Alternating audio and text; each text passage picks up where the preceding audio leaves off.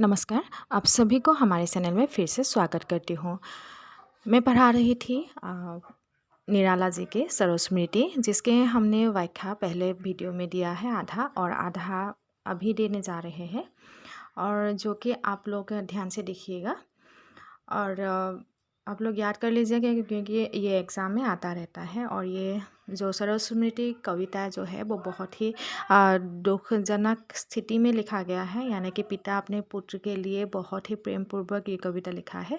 तो आइए देखते हैं। अशब्द अधरों का सुनाभास, मैं कवि हूँ पाया है प्रकाश। मैंने कुछ अहरह निर्भर ज्योतिष तरना के शरणों पर। जीवित कविते सटा सर जर्जर छोड़कर पिता को पृथ्वी पर तू गई स्वर्ग। क्या यह विचार जब पिता करेंगे मार्ग पर यह अक्षम अति, तब मैं सक्षम तारूंगी कर गह दुस्तर तम।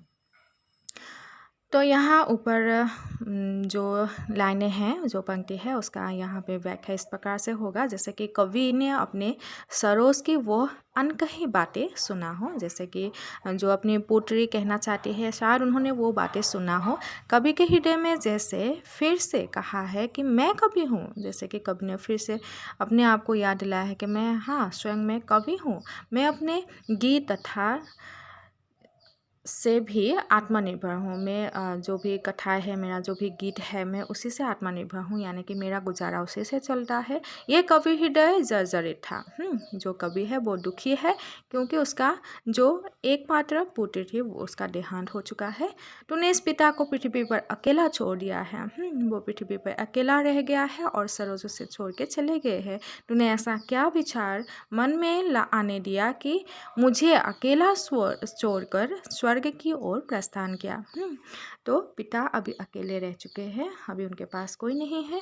तेरा यह पिता आज अक्षम है, परंतु जिस दिन यह मार्ग पार करूँगा, तब मैं तेरे जीवन की हर कठिनाइयों को दूर कर, जीवन को तम से दूर कर प्रकाश से भर दूंगा। यानी कि उनका ये कहना है कि उन्होंने तो इस जीवन में अपनी पुत्री के लिए कुछ नहीं किया, लेकिन जैसे ही उनका मृत्यु हो जाएगा तो उनको एक नया जीवन प्राप्त होगा। फिर से वो क्या करेंगे, उस सरोज को अपनी पुत्री के रूप में पाएंगे, और पाके जितना जो कुछ इस जीवन में वो नहीं कर पाए, उस जीवन में वो वैसा ही करेंगे। आगे देखते हैं। कहता तेरा प्रणय सविनय, कोई न था अन्य भावोदय। श्रवण नव का स्तब्धांधकार, शुक्ला प्रथमा कर गई पार। धन्य में पिता निरर्थक था, कुछ भी तेरे हित न कर सका। जाना तो अर्थागमोपाय, पर रहा सदा संकुचित काय। लहकर अनर्थ आर्थिक पथ पर, हारता रहा मैं स्वार्थ समर।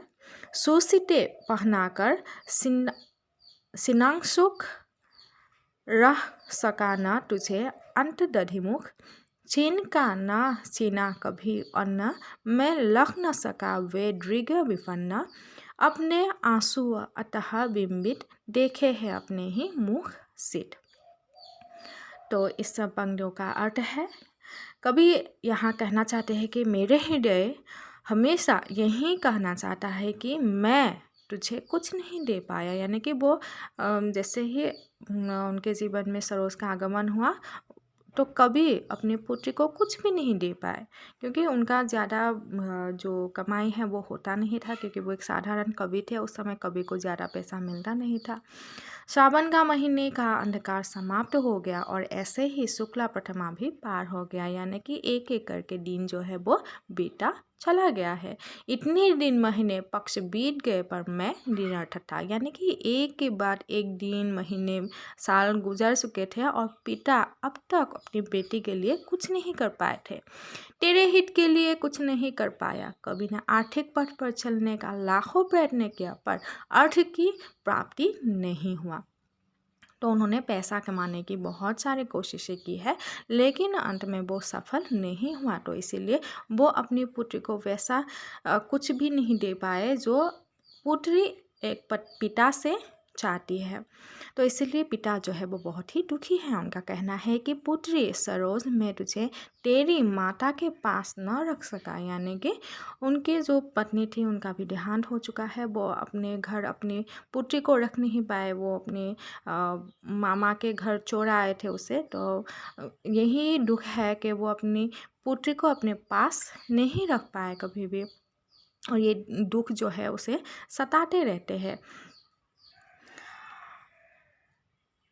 तुझे माँ के स्नेह दूध से वंचित होना पड़ा। कवि कहते हैं कि मैंने किसी का अन्न नहीं छीना, किसी के आँखों में आंसू आने नहीं दिया, परंतु अभी उन्हीं के आँखों में आंसू बहाए हैं। तो कवि यही कहते हैं कि मैंने किसी का कुछ बुरा नहीं किया है, किसी से कुछ छीना नहीं है, परंतु जो भगवान है उन्होंने मुझे केवल दुख ही दिया है। वो क्यों दुख दिया है उतने मुझे, और मैं इसीलिए भी दुखी हूँ कि मेरी एकमात्र ही पुत्री तुम हो और मैं तुम्हारे लिए ही कुछ नहीं कर पाए। इसीलिए कवि जो है वो अत्यंत दुखी है, और दुख जो है भर भर के सामने आए हैं, और इसीलिए उन्होंने कविता का ये आकार दिया है। और जो बाकी के हिस्सा है वो हम नेक्स्ट वीडियो में देखेंगे।